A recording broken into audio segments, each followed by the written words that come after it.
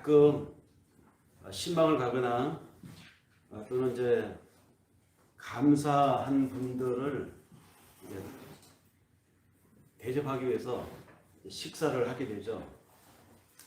흔치 않은 일이기 때문에 그렇게 식사 자리를 마련할 때가 되면은 국밥집이나 대충 찌개 있는 집을 가지 않고 좀 가격이 나가더라도 비싼 집을 가게 됩니다.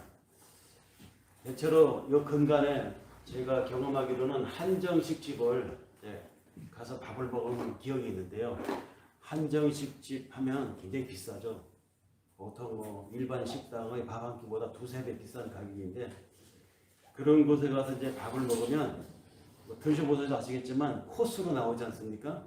처음에 한두 가지가 나오고 그 다 먹고 나면 그 다음에 또 이제 그 그릇을 치우고 그 다음 코스 음식이 또 나오고 먹고 나면 또 치우고 그 다음 게 나오고 한 3, 4코스로 해서 마지막에 이제 밥하고 찌개류가 이렇게 나오는 것으로 알고 있습니다. 근데 그렇게 나오는 음식들이 맛있거든요. 그 나오는 매 단계마다 나오는 음식을 남김없이 저는 다 먹어요. 그렇게 해서 마지막 찌개와 밥이 나오면 그것도 밥이 또 돌솥밥에 나오기 때문에 얼마나 맛있습니까? 물까지 부어서 숭늉까지 만들어서 다 털어 먹습니다. 맛이 있어서 먹기도 하지만 먹을 때 이제 속에 한쪽에 이런 생각도 있어요. 이게 얼마짜리인데 보통 3, 4배의 가격이다 보니까 남기는 게 아깝더라고요. 거기 양념으로 올라온 야채, 건더기 하나까지 다 쏙쏙 먹게 됩니다. 그럼 먹고 나면 항상 그런 생각이 들어요. 과식을 했구나. 속이 막 여기까지 숨을 쉬고 한참 동안 여기까지 음식의 그 냄새가 이렇게 막 올라올 때가 참 많았어요. 아, 욕심으로 먹었구나, 욕심으로. 집안에 잔치가 있을 때요, 돌이라든지 결혼식이라든지 뭐 어르신 환갑이라든지 이런 집안에 연례 행사하게 되면은 보통 어디를 잡습니까? 집에서 요즘 안 하잖아요. 뷔페를 잡죠. 뷔페집에 가보면 그 뷔페 값이 보통 식당이 3, 4배 아닙니까? 1인당 가격이. 그러니까 똑같은 논리가 작동합니다. 한쪽에서. 다 먹어도 그 가격이고 안 먹고 나가도 같은 값이에요. 그러면 많이 넣고 가자. 그래서 잘 차려진 수많은 음식들을 처음에는 요만한 쟁반으로 한 바퀴 돌면서 요만큼만 먹고 가리라 라고 하지만 그렇게 되던가요? 2번, 3번 막 돌려. 그럼 나중에 또 나올 때 그런 생각이 됩니다. 과식을 했구나. 욕심으로 먹었구나. 왜 이렇게 음식을 보면 본전 생각이 나고 또 음식 앞에 남기지 않고 다 먹으려고 하는 이런 기저가 작동이 될까요? 어느 사회심리학자가 분석한 글이 있더라고요. 왜 사람은, 인간은 음식 앞에 용서하지 못할까? 왜 남기지 못할까? 왜 음식 앞에, 더구나 비싼 음식, 잘 차려진 음식 앞에 이렇게 인색하게 그걸 싹싹 다 이게 먹어야만 하는가? 왜 그런 마음이 생기지? 이것을 사회심리학자가 분석한 게 있더라고요. 그것도 절묘하고 핵심은 그 분석학자가 이렇게 말합니다. 인간은 오랫동안 수렵 생활을 했었다는 거예요. 3만 년, 4만 년 전에 짐승을 잡으러 나갔다가 그냥 허탕치면 굶는다는 것입니다. 굶는 게 뭡니까? 오히려 역습격을 당해갖고 그 짐승에게 당하기도 하고 목숨을 잃기도 하고 그런 수렵 생활과 또는 채집 생활을 오랫동안 수만 년, 수천 년 해오다 보니까 인간이라고 하는 유전자 속에 먹을 수 있을 때 먹어두자. 이게 그냥 유전자 속에 이 살 속에 몸 속에 배어 있다는 것입니다. 그래서 지금은 먹는 것이 풍족하고 얼마든지 자원이 조달될 수 있는 환경임에도 불구하고 우리 몸속에 기억하고 있는 그 음식에 대한 유전자, 그 자원에 대한 욕심이 그냥 저절로 발동이 된다고 이렇게 하더라고요. 사실 우리나라도 20, 30년 전만 해도 보릿고개, 풀뿌리고개 하면 그래가지고 봄 춘공기만 되면은 춘자에다가 궁자가 붙잖아요. 춘공기. 가을까지는 풍성했고 가을에 거둔 것을 겨울까지는 먹었는데 다 떨어져 갈 때가 봄이라는 거죠. 그때는 뭐 풀뿌리도 걷어먹고 이제 다시 가을에 추수할 때까지 어떻게든 버텨내야 하는 그런 악순환이 가난한 시절이 있었다는 것입니다. 그래서 그런지 지금도 시골에 가면 어르신들은 뭐 이렇게 먹으라고 내놓는데 배불리 먹으라고 자꾸 내놔요. 그 내놓는 어른들의 성의에 응답을 하려면 많이 먹어야 되잖아요. 막 꾸역꾸역 막 먹고 하는데 지금도 그때의 그 유전자, 힘들고 배고팠던 기억을 가지고 있는 어르신들은 많이 먹이는 것이 미덕이라고 생각을 합니다.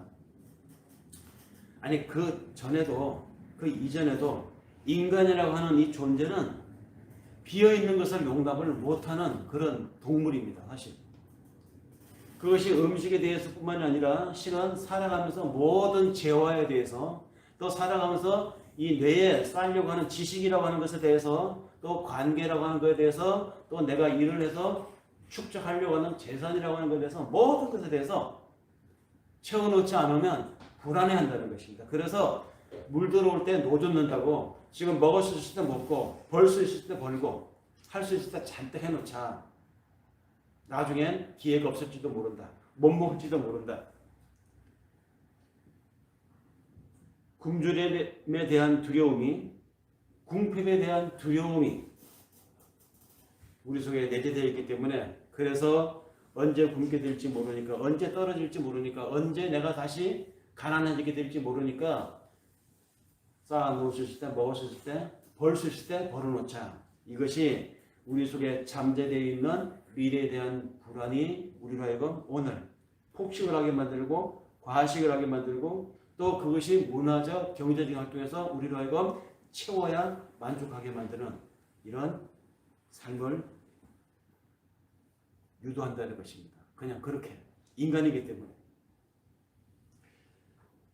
어느 그 재미 교포로 사시는 분이 우리나라에 오랜만에 이제 조국을 방문을 했어요. 방문하고 이분이 돌아가서 한국을 방문하고 온 그 자신의 소감을 자신의 블로그에 이렇게 올렸습니다. 이렇게 썼습니다. 그 많은 긴 글인데 그 중에 한 부분 발췌해서 제가 소개해 보겠습니다. 한국에 와 봤더니 정말 놀라웠다. 웬만한 가정집뿐만 아니라 심지어는 공중 화장실까지도 미국에서는 부자들만 쓸 수 있는 비데가 다 설치되어 있더라. 사무용으로 업무용으로 또 아는 집에 이렇게 들어갈 때 그 오피스텔이 있는 사무실 들어갈 때 주차 티켓을 뽑기 위해서 차에서 내려서 하는 이런 촌스러움이 한국에는 없더라. 그냥 차를 몰고 들어가면 자동으로 번호판을 인식을 해가지고 그냥 들어가더라. 대중교통 카드 하나 들고 다 해결이 되고 집에 편안히 앉아서 햄버거를 주문하면 그냥 배달이 되고 어느 집을 가도 비밀번호나 카드 하나로 문을 열고 닫고 하는 그런 나라가 대한민국이더라. 차마다 블랙박스가 달려있고 차마다 내비게이션에 달려있고 모든 집은 집집마다 그 전등이 LED로 되어 있고 가스, 전등, 심지어는 콘센트까지도 바깥에서 핸드폰에 있는 리모컨 하나로 다 조절하더라. 정말 선진적이고 멋진 나라더라. 그런데 자기가 한국 동포들을 만나서 이야기를 해보면 그 환경에 살고 있는 한국 사람들은 내 조국의 동포들은 만나는 사람들마다 살기가 힘들다고 토로를 하더라는 것입니다. 집값이 비싸다고 토로하는 사람, 정치가 계속 헛짓을 해야 된다고 불만을 토로하는 사람, 아이들 교육하기가 너무너무 힘들다고 만나는 사람마다 이야기하더라는 것입니다. 그래서 자신은 지옥을 살고 있다고 얘기하더라는 것이죠. 이 교포는 글을 그렇게 마무리합니다. 내가 경험하고 온 최근의 한국 방문은 참 신기했다. 쌀이 넘쳐나고 저장할 창고가 없어 각종 먹거리로 산을 이루는 그 나라인데 그런 대한민국인데 비만이 늘어가고 당뇨 환자가 늘어가고 혈압 환자가 늘어간다니 이렇게 풍요로운데 왜 그 안에 살고 있는 사람들은 항상 바쁘고 불만족스러우며 불평할까? 냉장고를 집집마다 2개 내지 3개씩 가지고 편안하게 고급스러운 그런 집에 살면서도 왜 그들은 만족을 모를까? 이것이 이분의 글의 마무리입니다. 왜 그럴까요? 사람들은 이렇게 생각을 합니다. 내가 어느 정도 단계에 이를 때까지는 내가 원하는 게 욕망이 있어요. 그 욕망이 이를 때까지는 눈 딱 감고 어디도 인정도 뭐 심지어는 부모에 대해 해야 할 도리까지도 없다. 내가 일단 서야 내가 도리를 할 수 있는 거니까 내가 원하는 단계에 이를 때까지는 모든 올스톱, 심지어는 교회 다니는 거, 신앙생활하는 거, 교회 헌금 내는 것까지도 다 동결. 그 단계에 이르면, 그 욕심에 채워지면 그때 내가 다 하리라. 해야 될 도리, 사람의 도리, 하나님 앞에 해야 할 마땅한 처신, 의무 다 할 것이다. 이렇게 생각하는 사람들이 있어요. 그런데요, 속지 마세요. 그 욕망이 딱 채워지는 그 단계가 언제일까요? 그거 없어요. 죽는 날까지. 그래서 사람들은 무덤에 들어가는 순간까지 숨이 끊어지는 그 순간까지도 자신의 욕망을 계속 있죠. 욕망을 채우기 위해서 살다가 그냥 가는 거예요. 욕망을 채워줬느냐? 무덤에 들어가는 사람에게 물어보세요. 이제 곧 무덤에 들어가려고 숨 핥딱 끓이는 사람에게 물어보세요. 당신은 만족하게 살았습니까? 만족합니까? 원하는 걸 다 얻었습니까? 아무도 만족합니다. 네, 이제 내가 다 이뤘습니다. 이런 사람 없어요. 어떤 기자가 록펠러, 그 미국의 부자에게 물었다고 그러죠. 세계 최고의 부자, 미국의 최고의 부자면서 세계 최고의 부자인 그 록펠러, 너무너무 돈을 많이 벌고 돈 버는 일로 바쁜 그 사람에게 한 기자가 물었답니다. 도대체 당신은 이 많은 돈, 이 많은 재산을 지금 이루었는데 그래서 돈을 벌려고 이렇게 동분서주합니다. 얼마큼 더 벌기를 원하십니까? 라고 할 때 록펠러가 뭐라고 그러는지 아십니까?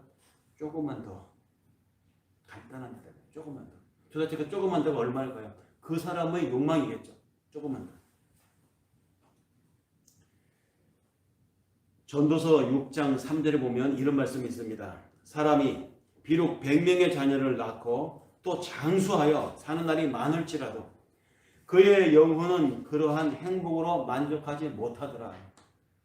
100명의 자녀를 낳을 정도면 이분이 얼마나 건강하고 힘이 좋았겠습니까?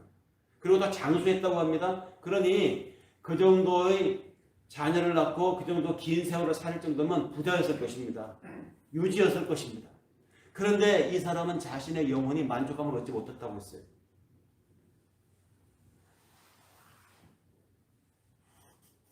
축복도, 경제적인 능력도, 장수도 궁극에는 만족이 되지 못하는 것이 이 땅의 삶이라는 말입니다. 그러니 자기 욕망에 속지 말라고 사도 야고보는 그렇게 말했습니다. 사람이 시험 받을 때에 내가 하나님께 시험 받는다 하고 말하지 말지니, 왜냐하면 하나님은 친히 아무도 시험하지 않기 때문이다. 사람이 시험 받는 것은 오직 자신의 욕심에 끌려서 미혹되었기 때문에 시험 받는 것이다.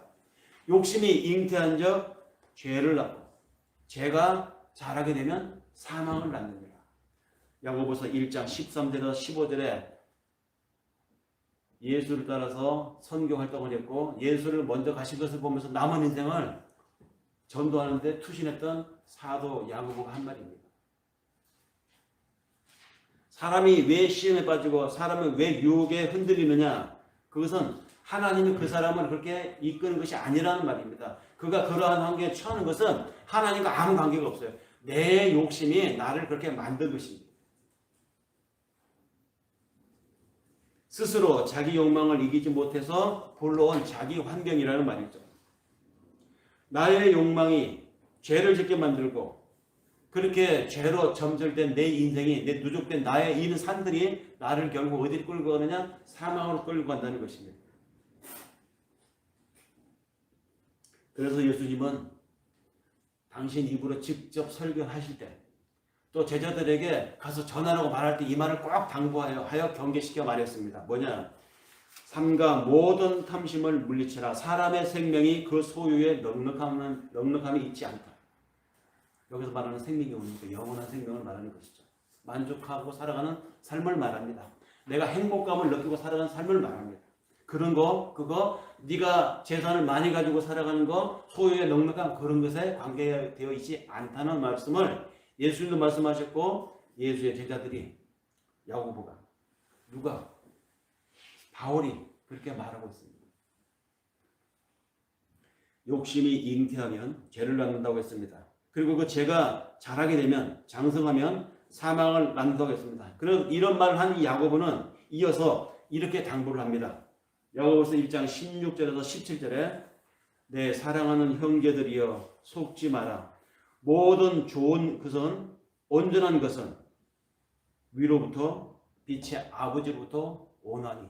그러니까 네 욕심에 속아서 조금만 더 하면 네 인생을 그렇게 죄를 만들면서 결국은 사망으로 갈 길로 가지 말고 진짜 너를 만족하게 만들고 진짜 너로 하여금 살 의미를 만들어주는 것은 하늘로부터 오는 것이다. 빛의 아버지로부터 오는 것이다. 그것을 구하며 살라고 야고보 사도가 말합니다. 내 욕망에 속지 말라고 몇 번을 거듭해서 말합니다. 내 욕망은 언젠간 이 욕망이 나를 만족시켜 줄 것이라고 나에게 암시를 줍니다. 근데 그런 것에 속지 말라는 말이죠. 절대 만족이 오지 않는다는 말입니다. 터진 주머니와 같은 탐욕은 채워지지 않는 것입니다. 결국은 그렇게 살다가 그 인생을 사는 과정도 인생이거니와 죽은 다음에도 그 인생이 지옥으로 가게 된다는 말이죠. 이 말을 성경은 사망으로 이끌리는 삶이다라고 표현하고 있습니다. 대신에 우리에게 야고보가 얘기한 저 위의 것, 빛으로부터 오는 하나님의 것을 구하며 살라. 그런 삶이 우리에게 안식을 주고 그런 삶이 우리에게 행복감을 주고 그런 삶이 우리에게 생명을 준다고 이야기했습니다. 인간은 은혜로 살아가는 존재입니다. 내가 발을 딛고 살아가고 있는 오늘의 이 흙이 나를 지탱하게 합니다. 땅이 나를 지금 있게 하는 것입니다. 여러분, 같은 동시대에 살고 있는데도 어느 곳에는 땅이 꺼져가지고 졸지 어느 날 운명을 달리하는 민족이 있잖아요. 그런 땅이 있잖아요. 우리나라도 안전할 수 없습니다. 저 경상북도 어딘가는 종종 지진이 일어나죠. 물과 공기와 각양 좋은 선물들이 다 하나님으로부터 온 선물임을 우리는 인지하고 살아야 돼요. 당연한 것이 아닙니다. 하나님으로부터 온 선물이라고 우리가 살고 있습니다. 흙에서 왔다가 흙으로 돌아갈 존재에 불과한 우리가, 그래서 살아봐야 100년의 남짓 살 그런 우리가 그 과정에서 하나님이라고 하는 존재를 인식한다는 것, 이 자체가 축복입니다. 이 과정에서 영원한 것에 대한 인식을 하고 그 영원한 것을 소망하며 오늘을 산다고 하면 이 자체가 이미 은혜라는 것이죠. 그래서 우리는 은혜로 살아가는 것입니다. 이것을 인지하지 못하고 살아가는 사람이 더 많잖아요, 세상에. 마치 당연한 것인 것처럼. 내 공기, 내 물, 내가 밟고 있는 내 땅, 내 흙, 이렇게 생각하는 사람이 더 많아요. 은혜의 시선으로 사물을 바라보면 하나님이 주시는 은혜로, 선물로 내가 살아간다고 하는 이런 시선으로 주변을 바라보면 하나님이 땅에 복을 베풀어서 햇빛을 내가 받고 살아가고 있구나. 하나님이 햇빛을 내려서 여러 곡식들이 이렇게 잘 익어가고 있구나.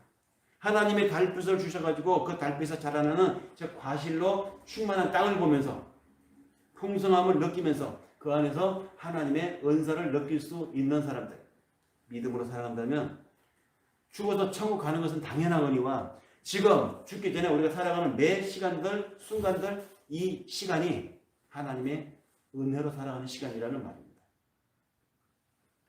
인생이 하나님의 은혜로 살아간다는 것은, 그래서 신앙심으로 내가 신앙심으로 살아가고 있구나, 내가 하나님의 은혜로 살아가고 있구나, 이것이 매 순간마다 절로 느껴집니다. 내가 직접 재배한 농산물, 내가 직접 만들었던 공산품, 내가 직접 짜낸 아이디어, 전부 다 내가 들어가지만 실은 그 어느 것 하나도 나만의 수고만으로 그 공산물이 완성된 건 없어요. 나만의 수고로 농산물이 완성되지 않습니다. 내 아이디어로 어떤 제품이 나와서 세상에 막 돌아도 그 아이디어가 나만의 아이디어만으로 그것이 묵은돼갖고 돌아가지는 않는다는 것입니다. 모든 것에 협력되어서 모든 다른 이들의 수고에 의해서 그것이 농산물로, 공산품으로, 아이디어 상품으로 세상에 나오는 것입니다. 이 사실을 인정하고 살아가는 사람들이 신앙의 사람들입니다.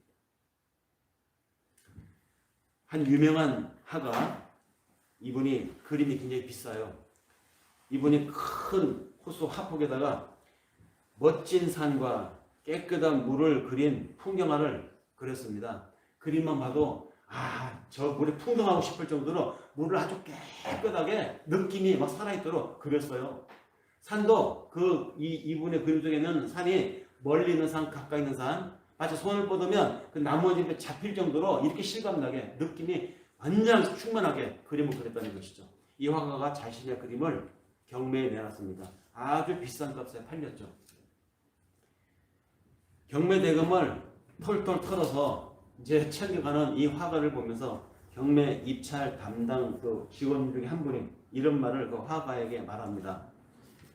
이거 진짜 100% 당신에게 맞소? 왜 돈을 몽땅 다 챙겨가는 것이오? 라고 화가에게 말했어요. 화가가 황당했습니다. 뭐야 이거?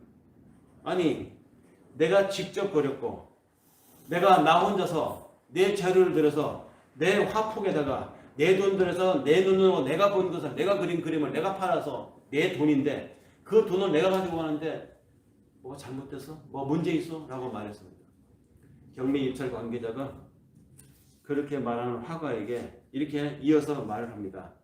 물론 당신이 그랬으니까 당신 그림이 맞겠죠. 하지만 생각해 보시오. 당신 그림 안에 있는 그 수많은 나무들은 다 당신이 심은 것이요. 당신 그림 안에 흐르고 있는 저 맑은 물, 당신이 그 냇가에 가서 그 물이 맑도록 정화 작업에 힘 하나 보탠 거 있어? 아니, 그건 고사하고 당신이 이 그림을 그리는 동안에 당신이 사용했던 붓은, 당신이 사용한 그림 물감은, 당신이 그린 이 캔버스는 당신이 만들었어? 만약에 당신이 만들었다면 좋소. 그래서 그런 것도 다 당신이 만든 것이기 때문에 이 그림값이 다 당신 거라고 다 챙겨가면 좋소. 그러면 내가 당신에게 돈을 줄 테니까 당신 가서 그림 물감 사와 보시오. 붓을 사와 보시오. 무엇을 얘기하는지 아시겠죠? 세상에 일어나는 모든 일은 나의 자리라고, 내 몫이라고, 내가 수고해서 내 돈, 내 산이라는 말이 돌지 않습니까? 내 거라고 할 만한 것은 사실은 엄밀한 의미에서 없습니다. 그렇게 따지니까 화가가 자신의 그림을 그려서 그 대금을 받는 데 있어서 사실은 화가가 한 몫은 지극히 작은 부분이었어요. 그 산, 그 맑은 물, 그 그림을 표현할 수 있도록 주어진 재료들 다 어디서 나왔습니까? 다른 사람들의 수고를 통해서 그에게 조달된 것입니다. 하나님이 이 자연을 창조하시고 아름다운 나무들이 자라게 하시고 맑은 물이 흐르게 했습니다. 누군가가 오랫동안 그 나무들을 가꾸고 누군가가 물이 깨끗하도록 정화 노력을 했습니다. 누군가는 종이를 발명했고 누군가는 붓과 물감을 만들어냈습니다.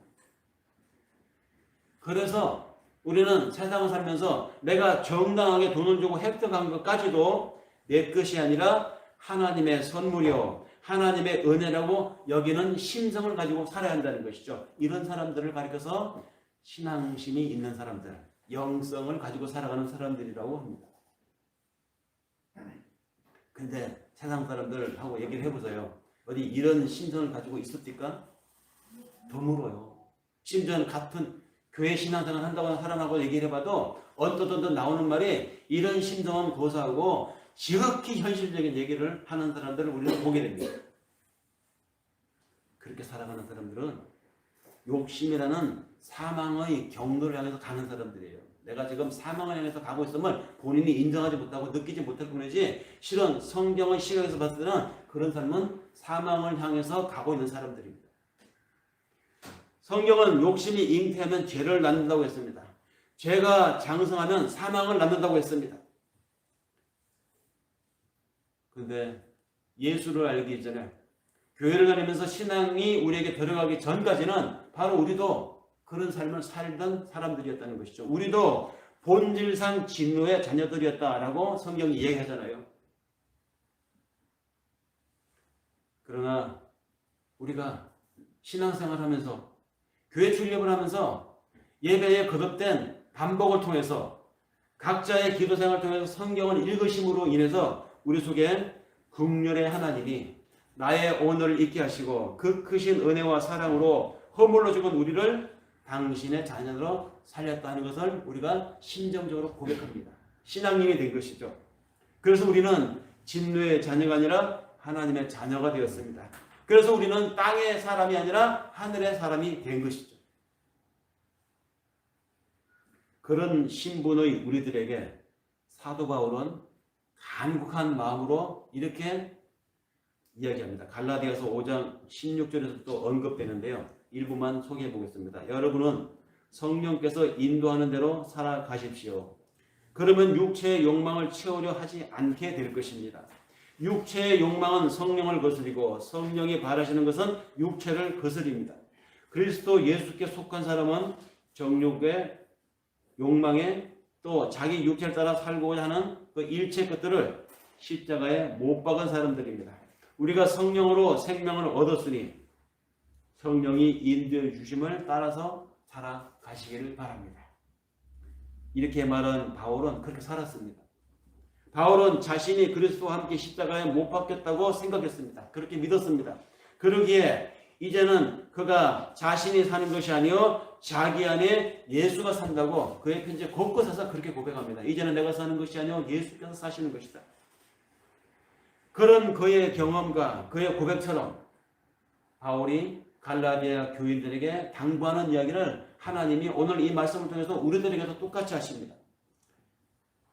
그 십자가에 못 박히신 예수가 우리 안에 살고 있기 때문에 바울이 말한 대로 우리도 살라고, 우리에게는 죽음에 이르게 하는 욕망이 아니라 생명이신 그리스도로 채워나가는 삶을 살게 될 것이라고, 우리의 그 빈 공간을 세상의 욕심으로 채우는 것이 아니라 하나님 주시는 각양의 은사와 은혜로 채우라고. 사실 예수가 어떤 존재입니까? 우리가 성경에서 증거하는 대로 예수를 정리해보면 그는 하나님이었어요. 하나님이었는데 하나님과 동등됨을 취할 것을 여기지 않고 사람이 되어서 사람의 땅에 와서 죄인의 몫으로 우리 모두의 죄를 지고 그가 십자가에서 죽었습니다. 그런 하나님이었지만 하나님의 자리를 비웠, 그래서 하나님의 의를 이룬 예수 그리스도의 삶을 바울이 살았고, 바울이 그렇게 살았던 자신의 삶을 돌이켜보니까 그것이야말로 그리스도로 채워지는 삶, 그것이야말로 하나님의 은사로 살아가는 삶이었음을 그는 체험했고 고백했습니다. 그래서 그 얘기를 갈라디아 교인들에게 했던 것처럼 오늘 우리들에게도 같은 이야기를 합니다. 그리스도, 그가 우리의 충만이라고요. 그런 우리의 삶과 우리 인생에 하나님의 안식과 평안이 임할 수 있습니다. 왜 마음이 가난한 자는 복이 있다고 했겠습니까? 심령이 가난한 자는 복이 있나니 예수님도 말씀하셨잖아요. 왜 심령이 가난한 자? 이 심령이 가난하다는 게 뭡니까? 비어있다는 것이잖아요. 세상의 욕심을 다 드러낸 사람이라고 하는 것입니다. 그런 사람들은 왜? 하나님의 나라의 백성이기 때문에 천국이 저희들의 것이며 라고 하지 않습니까? 이어서 그래서 심령이 가난한 자는 복이 있는 것입니다. 왜? 하나님의 나라를 죽어서 갈 뿐만 아니라 살아가는 매 순간에 그 하나님의 나라를 경험하고 살기 때문에 그게 복이에요. 그것이 하나님의 은혜로 충만한 삶을 사는 것입니다. 인간이라고 하는 집단이 살아가는 것을 우리는 사회라고 합니다. 이 인간이 집단을 만들어 살아가는 이 사회가 만들어지고 그러면서 시간이 누적된 것을 역사라고 하죠. 그러니까 사회가 만들어지고 역사가 진행되는 이 긴 여정에서 하나님은 역사의 큰 변곡점마다 사람을 보내서 당신의 말씀을 전했습니다. 그때마다 하나님은 우리들에게 메시지를 전해왔습니다. 탐욕을 멀리하라고. 재산이 차고 넘치고 돈이 아무리 많아도 그런 것들이 사람의 생명, 즉 행복과 관계되지 않는다고요. 야고보가 한 말을 다시 한번 되뇌이면, 사랑하는 사람들아 그런 것에 속지 마라. 온갖 좋은 은사와 온전한 선물이 다 위로부터 빛들의 아버지께로부터 내려오나니라는 이 말을 우리 다시 한번 곰씹어 보아야 합니다. 탐욕을 비울 때 하늘이 열린다고 지금 야고보는 말하고 있습니다. 오직 여호와로 인하여 즐거워하고 하나님으로 인하여 기뻐할 수 있을 때 내 영혼이 만족스럽고 진짜 평안을 경험한다고 야고보가 이야기하는 것입니다. 그럼에도 우리 주변을 돌아봅시다. 나의 삶의 한 주간을 돌아봅시다. 여전히 지금도 육신의 허기와 영혼의 갈증으로 슬플 때가 있습니다. 아플 때가 있습니다. 우울하고 답답할 때가 있습니다. 그런 우리의 한순간을 향해서 그런 삶을 지금도 살아가고 있는 주변 사람들을 바라보는 우리에게 하나님이 말씀하십니다. 예수 안에서 영광 가운데 그 풍성한 은혜를 따라서 우리 모든 쓸 것을 채우시고 구하는 모든 사람들에게 후히 주시고 꾸짖지 아니하시는 하나님의 풍성한 은혜와 사랑과 평화를 경험해보라. 우리 이거 경험하기 위해서 예를 드리잖아요. 우리 이거 경험하기 위해서 신앙생활 하는 거 아닙니까? 우리 이런 천국을 이 땅에서 살고자 믿음 생활 하는 거잖아요.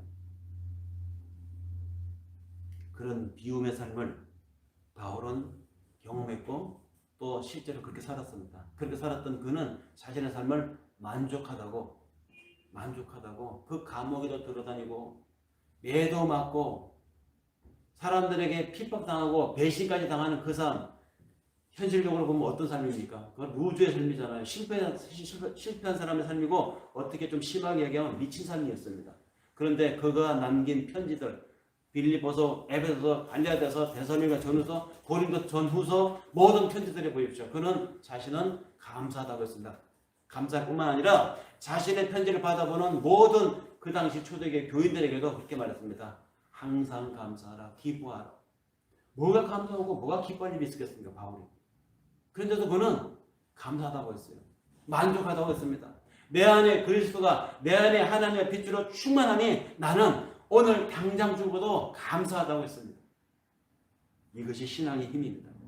바울은 온갖 박해와 해방에서 고생하며 세웠던 교회들이 많았습니다. 고린도 교회가 그랬고 데살로니가 교회고 갈라디아 교회가 그랬습니다. 그런데 그가 세운 교회들마다 바울이 교회를 세워놓고 기본을 다져놓고 다른 곳으로 선교를 떠나면 그가 세운 교회가 이후 점점 더 부흥하고 커져서 큰 교회가 됩니다. 큰 교회가 되면 꼭 거기에 이상한 사람들이 생겨요. 사람이 많아지면 별 사람이 다 모이지 않습니까? 그래서 이 바울에 대한 뒷담화를 베꼈어요. 그 심했던 교회가 고린도 교회였습니다. 그래서 고린도 교회 사람들이 그 교회를 개척한 사도 바울에 대해서 뒷말을 많이 하고 뒤에서 욕을 많이 하니까 바울이 들었습니다. 누군가를 통해서. 그래서 바울이 고린도 교회 이 괘씸한 것들, 인간들을 키울 것 아니라더니 금은물이 동물을 키우는 것이 아니라더니 막 괘씸했을까요? 아닙니다. 바울이 고린도전서 3장 6절 7절에 이렇게 말합니다. 나는 심었다.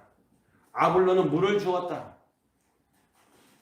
그러나 오직 자라게 하시는 이는 하나님이시니 심는 사람이나 물을 주는 사람은 아무것도 아니로되 오직 자라게 하시는 이는 하나님뿐입니다.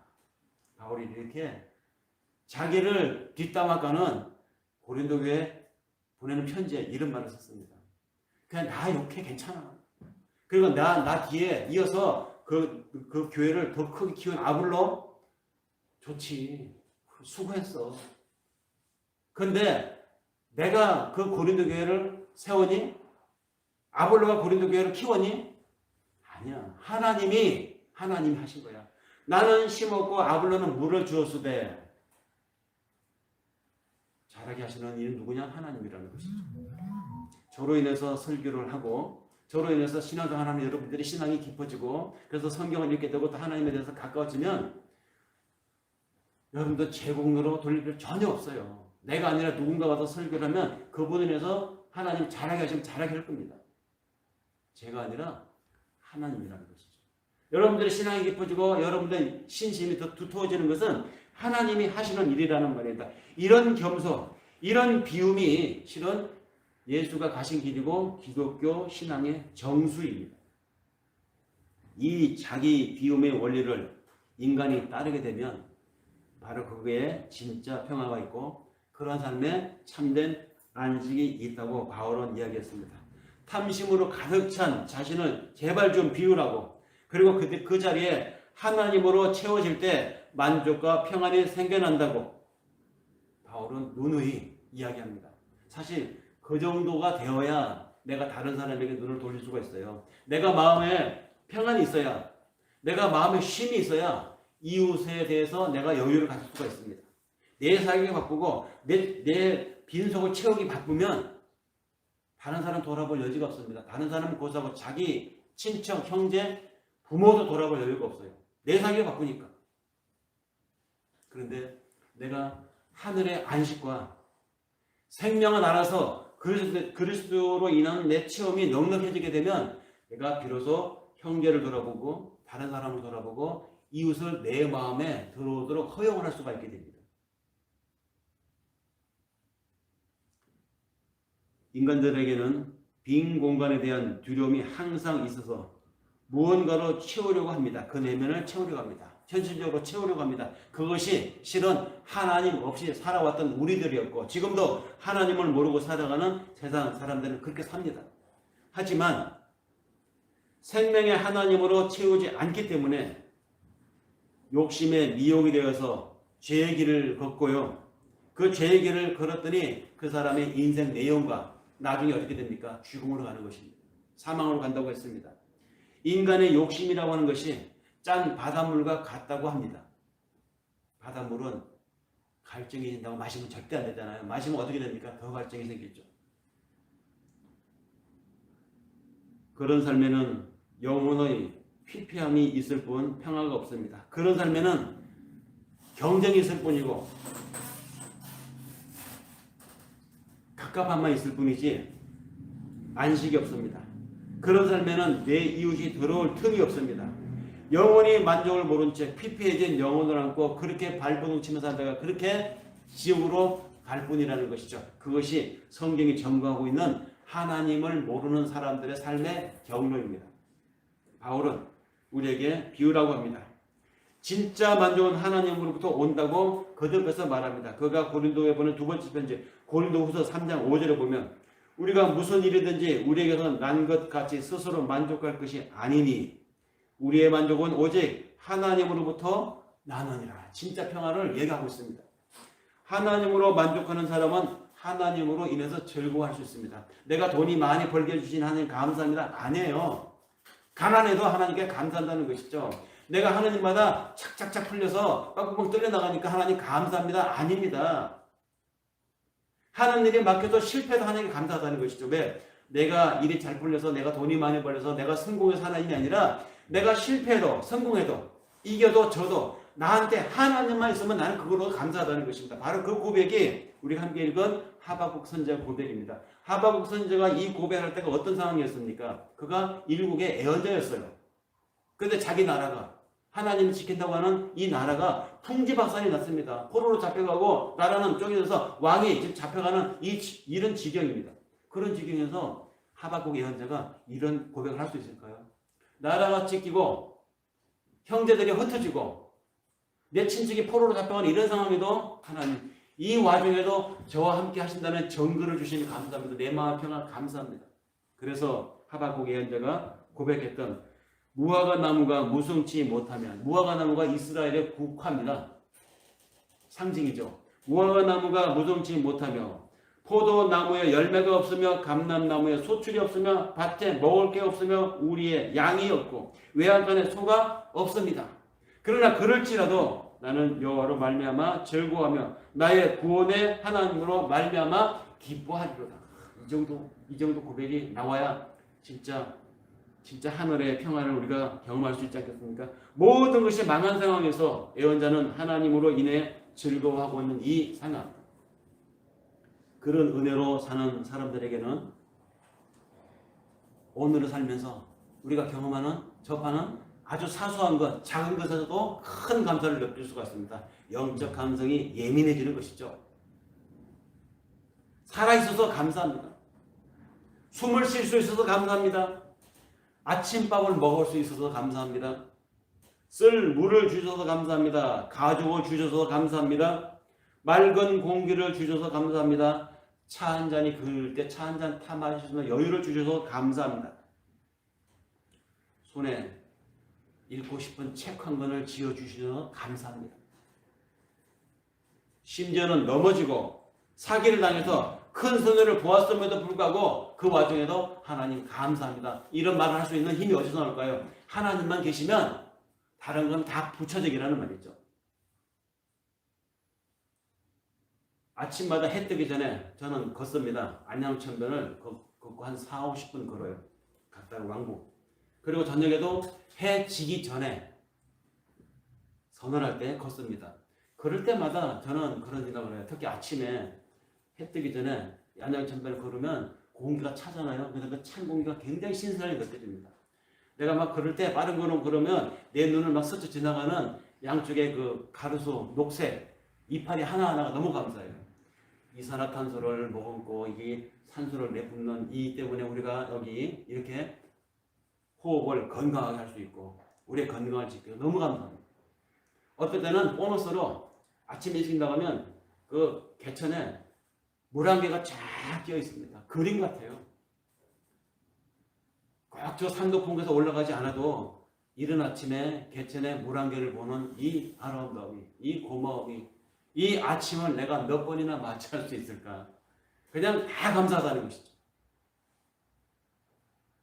아마 하박국의 심정이 그랬을 것입니다. 모든 것에 앞서서 우선 나에게 하나님, 당신이 내 옆에 계셔 주시니 나는 거저 감사할 따름입니다. 이런 하박국의 심정으로 우리가 살아가야 되지 않겠습니까? 하나님으로부터 자족의 영을 받은 사람은 여호와로 인하여 즐거워하고 여호와로 인하여 기뻐하게 됩니다. 그 영이 내 공간을 채우게 해달라고 기도하는 우리들이 되기를 바랍니다. 기도는 무엇을 달라고 비는 것이 아니라 나를 비우는 것이다. 성경에서 말하는 가장 오리지널적인 설교입니다. 없는 것을 불평하는 것이 아니라 있는 것에 감사하는 것이 기도입니다. 무엇이 행복이고 도대체 어떤 것이 만족일까요? 도대체 사람은 언제쯤 행복하고 무엇으로 만족할 수 있겠습니까? 한 시인이 행복이라고 하는 제목의 시에서 이렇게 노래를 했습니다. 저녁 때 돌아갈 집이 있다는 것, 힘들 때 마음으로 생각할 사람이 있다는 것, 외로울 때 혼자 부를 수 있는 노래가 있다는 것. 여러분 이 셋 중에 하나라도 있습니까? 그러고 보니 저는 굉장히 행복한 사람입니다. 하나님의 은혜를 과분하게 받고 살아가는 사람임을 이 시인의 감성에서 저는 느낍니다. 수도성 달라이 라마는 이렇게 말했습니다. 탐욕의 반대는 무욕이 아니라 만족이다고. 그 만족이 인간을 행복하게 만든다고 달라이 라마는 말했죠. 그도 편안한 신세 아니잖아요. 망명자의 생활을 티벳에서 망명자 생활을 인도원가 어디서 하고 있지 않습니까? 그럼에도 이분은 내면의 평안을 종교에서 이렇게 희고하여 내린 답이었습니다. 모든 것을 이뤄도 하나님이 저한테 계시기만 하면 저는 기쁩니다. 이렇게 고백할 수 있다면 이미 우리는 행복한 사람입니다.